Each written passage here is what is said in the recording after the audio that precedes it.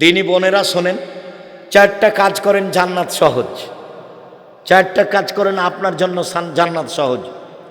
এই খালেদা শোনো, এদিকে শোনো, আমার দিনী বোনেরা শোনেন, 4টা কাজ করেন জান্নাত সহজ। 1, 5 ওয়াক্ত সালাত। 2, রমজান মাসের সিয়াম। 3, স্বামীকে মেনে চলা। 4, জেনায় লিপ্ত না হওয়া। জেনা হয়েও যদি যায় তওবা করেন, ইনশাআল্লাহ জান্নাতের সব দরজা খোলা। এই কথা মুহাম্মদ সাল্লাল্লাহু আলাইহি ওয়াসাল্লাম বলেছেন। সম্মানিত দিনী বোনেরা শোনেন, আল্লাহর নবী বলেন সবচেয়ে ভালো নারী, আল্লাহর নবী বলেন সবচেয়ে ভালো নারী, সারা পৃথিবীতে সবচেয়ে ভালো নারী কে? 1, স্বামীর সাথে কথা বললে হাসি মুখে বলে। 2, স্বামী আদেশ করলে পালন করে। 3, স্বামী বাড়িতে না থাকলে নিজেকে হেফাজতে রাখে, স্বামীর অর্থ সম্পদ হেফাজতে রাখে। এ হলো সবচেয়ে দামি নারী। 1, স্বামীর সাথে কথা বললে হাসি মুখে বলে। 2, স্বামী আদেশ করলে পালন করে। 3, স্বামী বাড়িতে না থাকলে নিজেকে হেফাজতে কন্ট্রোলে রাখে। এ হলো সবচেয়ে ভালো নারী। রাসূল সাল্লাল্লাহু আলাইহি ওয়াসাল্লাম বলেন, শোনো পৃথিবীর মহিলারা, সবচেয়ে ভালো নারী ওই যার ভিতরে 4টা গুণ আছে। 1, বেশি বেশি সন্তান দিতে পারে। 2, স্বামীর সাথে প্রেম বিনিময়ে ভালোবাসায় সব সময় প্রস্তুত থাকে। 3, স্বামী ব্যথিত হলে সমব্যথা ভোগ করে, স্বামী সমস্যায় পড়লে স্বামীর সাথে সমস্যাকে ভোগ করে। 4, বিপদ আপদে স্বামীকে সান্ত্বনা দেয়। 4, বিপদ আপদে স্বামীকে সান্ত্বনা দেয়। 4টা গুণ আছে যার, সে হলো সবচেয়ে ভালো নারী। 1,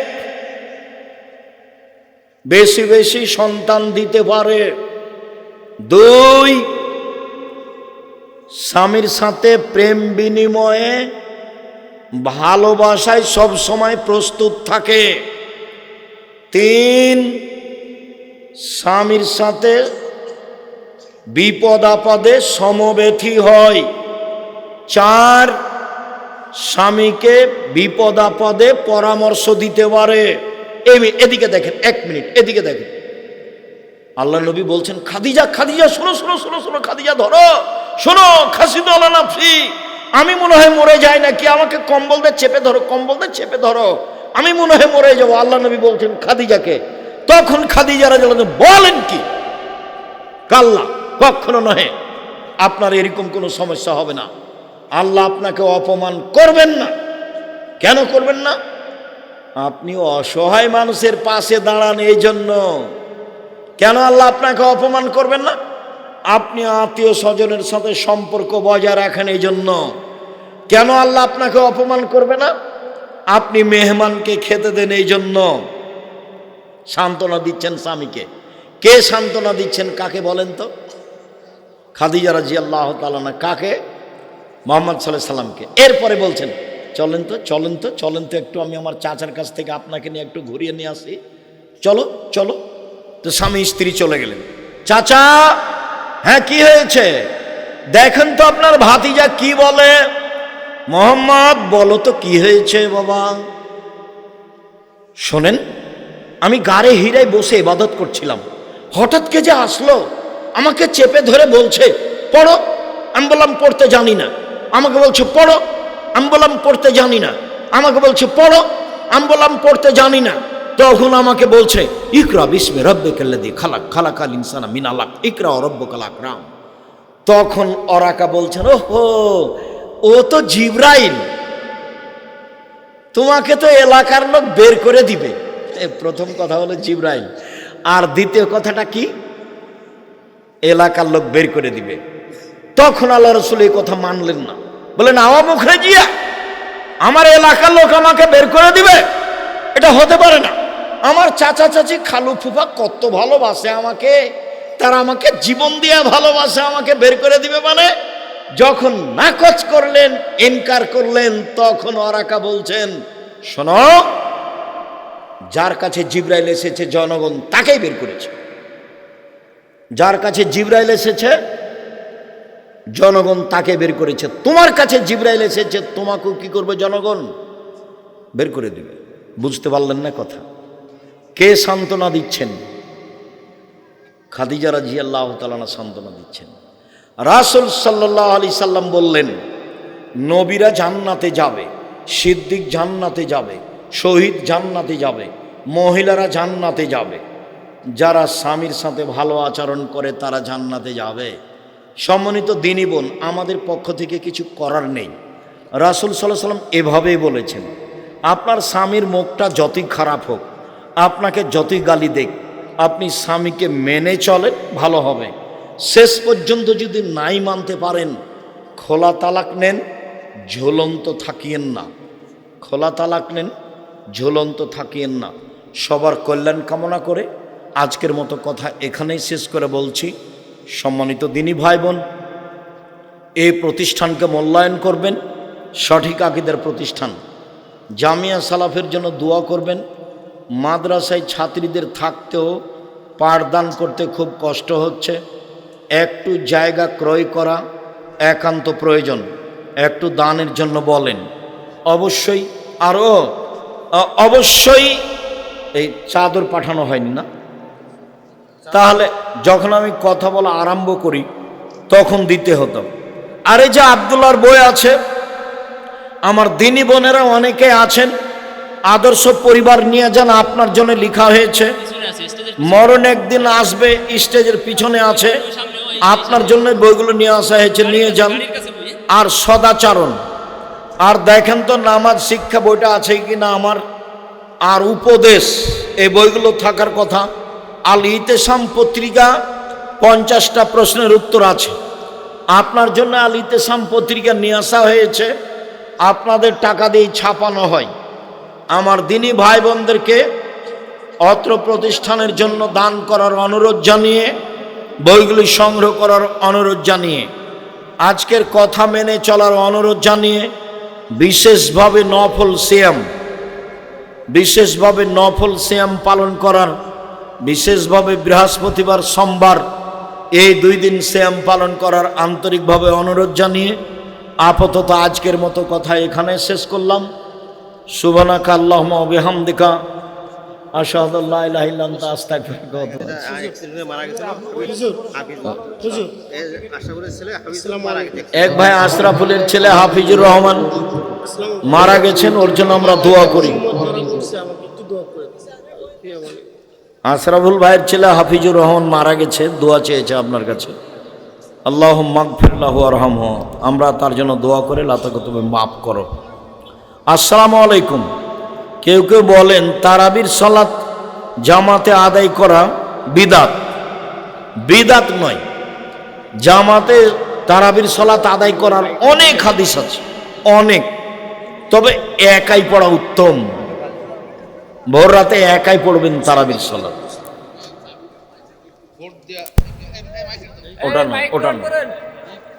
আমার স্বামী আমার কোনো দায়িত্ব পালন করে না, এখন কি আমার সন্তান কিছু চাইলে বকাবকি করে, তবে আমি কি তার স্বামীর পকেট থেকে টাকা দিতে পারবো না?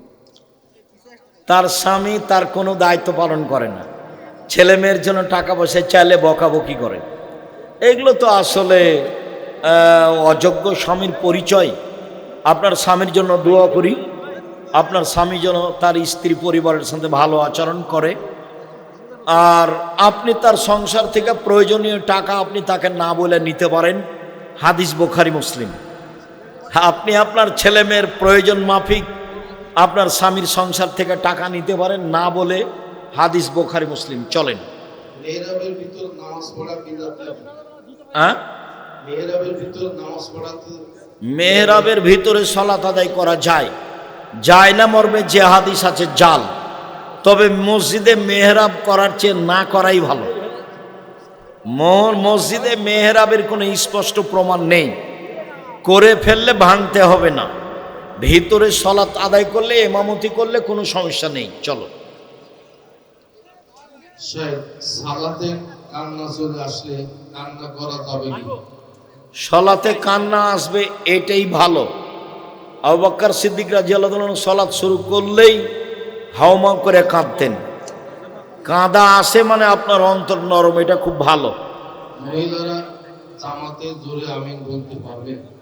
মহিলারা জামাতে সলাত আদায় করলে আমিন জোরে, ওইভাবে জোরে বলবে না, স্বাভাবিক কণ্ঠে বলবে যা তারা শুনতে পাচ্ছে। চলো। অনেক বদমেজাজি, কোন আমল করলে ভালো হবে?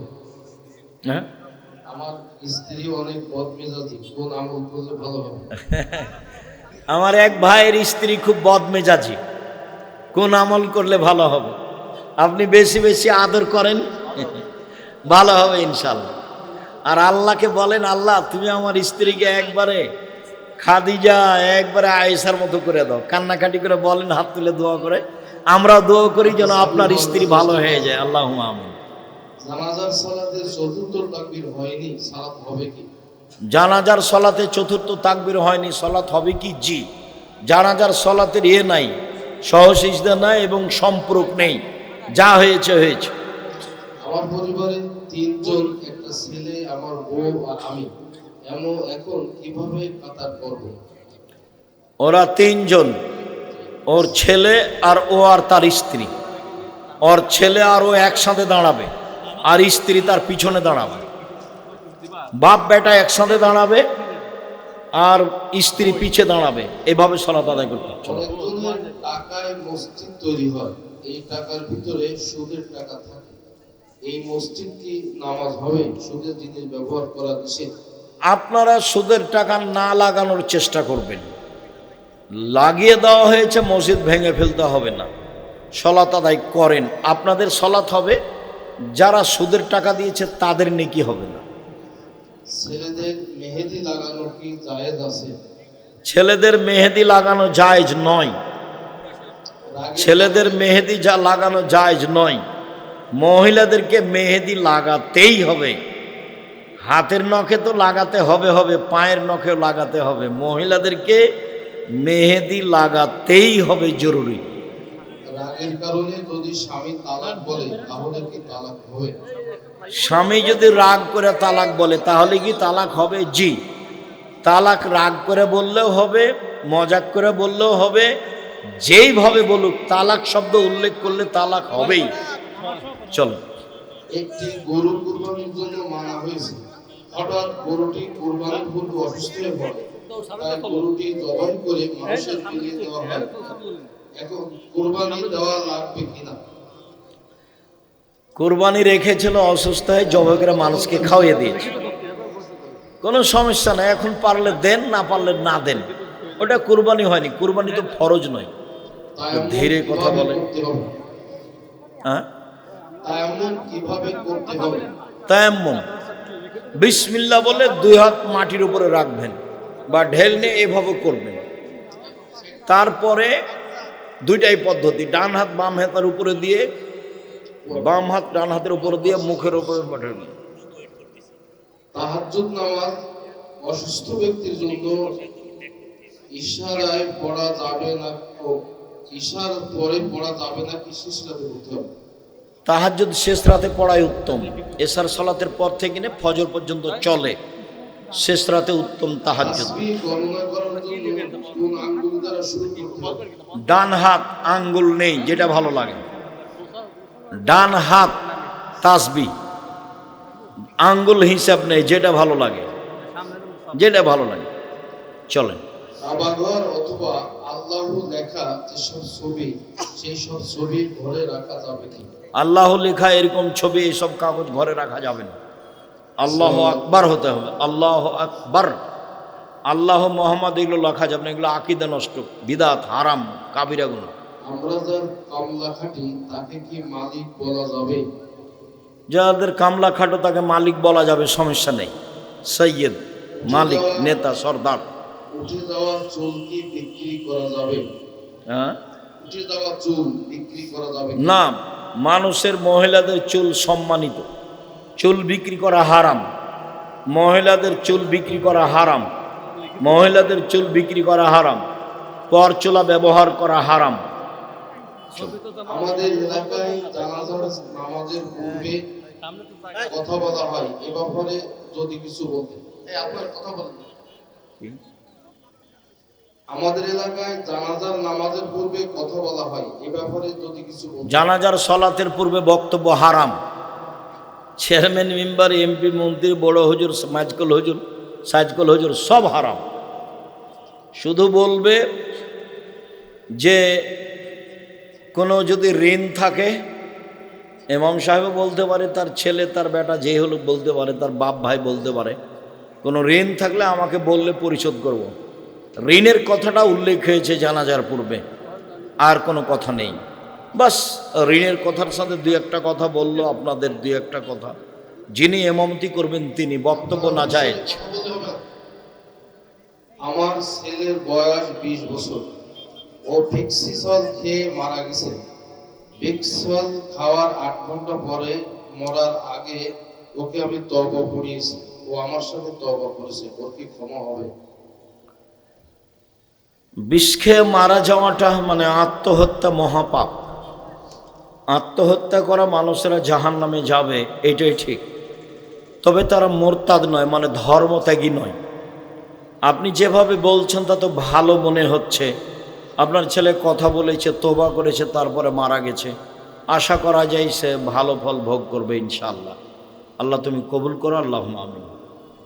হানাফি মসজিদে টাকা মানত করেছিলাম, দেওয়া কি ঠিক হবে? দেন, চলো। সূরা ফাতিহার কি তাওয়াল্লিল হবে নাকি জওয়াল্লিল হবে? অন্তস্থ জ বাংলা অক্ষর, দ নয়। দ এরকম কোনো অক্ষর আরবিতে নেই যেটা দ দিয়ে উচ্চারণ দেখাতে হবে। অন্তস্থ জ দিয়ে দেখাতে হবে। এখন কার কেমন উচ্চারণ কমবেশ সেটা ভিন্ন কথা, কিন্তু বাংলা অক্ষর হচ্ছে অন্তস্থ জ, দ নয়। চলে। দুই সিজদার মাঝে দোয়া না পড়লে কি সালাত হবে? দুই সিজদার মাঝে দোয়া না পড়লে সালাত হয়ে যাবে, ওর যে নেকি ছিল সেটা পাবে না। চলো। সাহেব, আপনার একটা ফতোয়া যে গরিব মানুষ বড় মাছ কিনলে জাহান্নামে যাবে, এই ফতোয়ার ব্যাখ্যা কি? কি গরিব মানুষ? গরিব মানুষ বড় মাছ যে কিনলে গরিব মানুষ জাহান্নামে যাবে ওরকম বক্তব্য না থাকারই কথা। ওটা ওরকম নেই, অহংকার। গরিব মানুষ বড় মাছ কিনলে এটা তার অহংকার প্রকাশ পেল। আর এটাকে এনিয়া বিনিয়া যে হুজুর বলেছে সেই হুজুরের কোনো রাগ আছে মনে হয়, থাকতে পারে। ওই সবগুলোর আমরা পিছে পড়ি। গরিব মানুষ তার চলাফেরা, পোশাক আদি সব কি হবে? গরিবের হবে। ও বাজারে গিয়ে কম দামি মাছ কিনবে, এটাই ঠিক। বেশি দামি মাছ কিনলে এটার নাম গৌরব। কেন কিনবে ও? ও তো ঋণই পরিশোধ করতে পারে না। আর লিখতে সাধন ইসফুল মাইশা, মধ্যম পন্থায় খরচ করা অর্ধেক জীবিকা নির্বাহ। তো ওই 1000 টাকা কেজির মাছ ও নদীর মাছ কিনতে যাবে কেন? কম দামের মাছ তো আছেই। সংসার ও বুঝে, যে হুজুর তাকে উস্কে দিচ্ছে সে হুজুর বুঝে। রাসূল সাল্লাল্লাহু আলাইহি ওয়াসাল্লাম বলেছেন, লিখতে সাধন ইসফুল মাইশা, চিন্তা ভাবনা করে মধ্যম পন্থায় খরচ করা অর্ধেক জীবিকা নির্বাহ। আল্লাহ রাসূল তো ওকে এই মাছ কিনতে না করে দিয়েছে, ওটা তো মধ্যম পন্থা নয়। জামিয়া আস-সালাফিয়া কত বছর থেকে ভর্তি দেওয়া হয়? জামিয়া সালাফিয়ার 8 বছর 9 বছর বয়স থেকে ভর্তি করা হয়। 5 বছর 6 বছর বয়সে যদি ভর্তি করে তাহলে করতে পারে। বাচ্চার মা ওখানে বাসা নিয়ে থাকবে, ওই বাচ্চা বোর্ডিংয়ে রাখা হবে না। 8-9 হলে বোর্ডিংয়ে রাখা হবে। তার আগে হলে বাচ্চার মা ও প্রতিষ্ঠানের পাশে বাসা নিয়ে থাকবে, বাচ্চা নিয়ে যাবে, নিয়ে আসবে। শুক্রিয়া, জাযাকুমুল্লাহ খায়ের। আল্লাহ আমাদের যারা মারা গেছে তুমি তাদের কবরের শাস্তি মাফ করো। আমরা যারা অসুস্থ তুমি তাদের আরো। শ্যাম বলবে বিচারের মাঠে, প্রতিপালক আমার একটা কথা শোনো, এই লোকটাকে দিনে আমি খেতে দিনি, প্রবৃত্তি অনুযায়ী চলতে দিনি, তুমি আমার কথা শুনে একে জান্নাতে দাও। আল্লাহ শ্যামের কথা শুনে নেবেন, তাকে জান্নাতে দিয়ে দিবেন। আবু হুরায়রা রাদিয়াল্লাহু তাআলা আনহু বলেন, রাসূল সাল্লাল্লাহু আলাইহি সাল্লাম বলেছেন, কুল্লু আমাল ইবনে আদম ইজাফুল হাসানাতু বিআশরি আমসালিহা সাবমিয়াতে, যে আদম সন্তানের সব নেকি 10 থেকে 700, আরো বেশি আরো বেশি। আদম সন্তানের সব নেকি 10 থেকে 700, আরো বেশি আরো বেশি। আল্লাহ তাআলা বলেন, পৃথিবীর মানুষ শুনে রেখো, তবে সেম আমার ব্যাপার প্রতিদান আমি দিব, আমার ব্যাপার প্রতিদান আমি দিব। আমার কারণে দুইটা জিনিস ত্যাগ করেছে, 1 প্রবৃত্তি, 2 খাদ্য। সম্মানিত দিনী ভাই বোন, খাদ্য সবাই ত্যাগ করতে পারে, বৃদ্ধ মানুষ পারে, বাচ্চাও পারে। প্রবৃত্তি কি জিনিস যা মানুষ ত্যাগ করতে পারে না? আল্লাহ বলছেন, আমি নিজ হাতে প্রতিদান দিব। এই জন্য যে প্রবৃত্তি কেউ মানেনি, প্রবৃত্তি কি জিনিস? ঘুম থেকে উঠে মনটা চাচ্ছে দাড়ি চেঁচে বাড়ির বাইরে যায়, এর নাম প্রবৃত্তি। মনটা চাচ্ছে প্যান্টটা টাকনুর নিচে থাক, এর নাম প্রবৃত্তি। মনটা চাচ্ছে দোকানে বসে 5 জন মিলে অমুকের বদনাম করি, তার নাম প্রবৃত্তি। মনটা চাচ্ছে মিথ্যা কথা বলে তাকে পরাজয় করব, তার নাম প্রবৃত্তি।